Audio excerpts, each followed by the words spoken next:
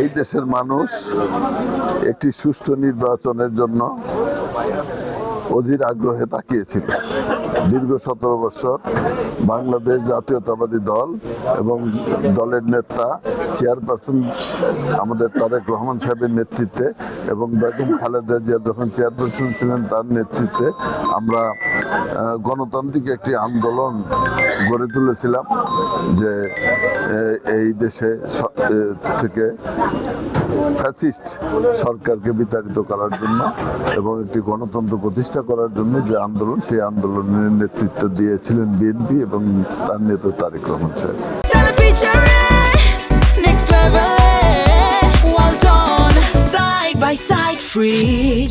এবং একটি পর্যায়ে গিয়ে সেই আন্দোলনটাকে একটি সমগ্র মানুষের ঐক্যবদ্ধ প্রচেষ্টায় সেই আন্দোলনটা এমন রূপ ধারণ করে যে বাংলাদেশের ছাত্র জনতা সকল মানুষ ঐক্যবদ্ধ হয় এবং এই ঐক্যবদ্ধ হওয়ার মধ্য দিয়ে আপনারা দেখেছেন যে ফ্যাসিস্ট সরকারের বিদায় হয় এবং জনগণ একটি অবাধ, সুষ্ঠু এবং গ্রহণযোগ্য নির্বাচনের দিকে তাকিয়েছিল। সেই নির্বাচন গত 12 তারিখে বর্তমান সরকার, অন্তর্বর্তীকালীন সরকার একটি নির্বাচন, সুষ্ঠু এবং অবাধ নির্বাচন দিয়েছেন। আপনারা দেখেছেন যে বাংলাদেশের মানুষ স্বতঃস্ফূর্তভাবে আনন্দ এবং উৎসব মুখর ভাবে ভোট কেন্দ্রে গিয়েছেন এবং ভোট কেন্দ্রে একটু উৎসব মুখর পরিবেশ ছিল। তারা উৎসবে ভোট দিয়েছে, মাঠে বসে বাদাম খেয়েছে, মাঠে বসে আলোচনা করেছে। এই জন্য একটি আমি কি বলবো আর কি, আপনারা দেখেছেন এটা একটি ঐতিহাসিক ঘটনা সৃষ্টি হয়েছিল ভোট কেন্দ্রগুলোতে এবং এমন একটি লোক পাওয়া যায় না এই যে একটি ফলস ভোট দিয়ে ভোটকে বিতর্কিত করবে। একটি সুন্দর এবং সুষ্ঠু পরিবেশে নির্বাচনটা হয়েছে।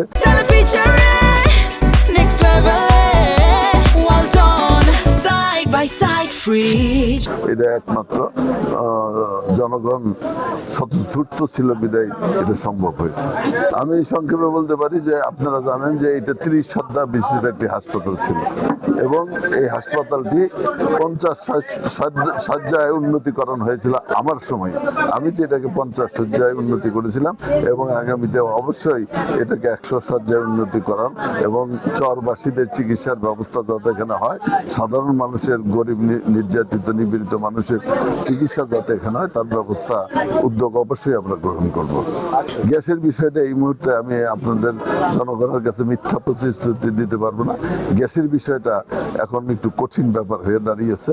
আপনার গ্যাস সাধারণত লাইন দিয়ে আর জনগণের কাছে দেওয়া হবে কিনা, কারণ আমাদের শিল্প কল কারখানায় এখন গ্যাসের অত্যন্ত জরুরি প্রয়োজন এবং শিল্প যদি বন্ধ হয়ে যায় উৎপাদন বন্ধ হয়ে যাবে, উৎপাদন বন্ধ হলে দেশ ক্ষতিগ্রস্ত হবে। কাজে ওইভাবে গ্যাস ভরপুরে আনা যাবে বলে আমি এই মুহূর্তে মনে করি না।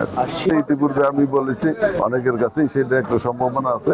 আমরা যদি এখানে একটি বেড়িবাঁধ নির্মাণ করতে পারি, বেড়িবাঁধ নির্মাণ করতে পারলে এই নদীর ভাঙ্গন যদি আমরা রক্ষা করতে পারি তাহলে এখানে শিল্প অঞ্চল বা কোনো আধুনিক পার্ক বা অন্য কোনো কিছু আমরা এটা গড়ে তুলতে পারবো, যেটা ভরপুর এবং ভরপুরের মানুষের জন্য নয়, শুধু বাংলাদেশের মানুষের জন্য উপকারে আসতে পারে।